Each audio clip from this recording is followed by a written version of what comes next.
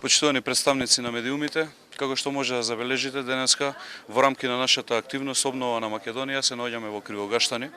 И овде, како и секаде во Република Македонија, истите проблеми ги мачат луѓето.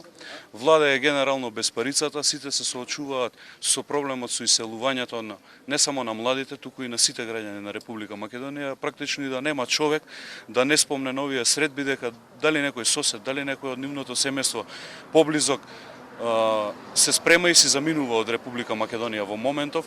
Од друга страна, сите гледаме што се случува на македонската политичка сцена и дека во Република Македонија единствено нешто во движење и во прогрес е криминалот и рекетот и корупцијата кои што и текако царуваат во редовите на владата на Зоран Заев.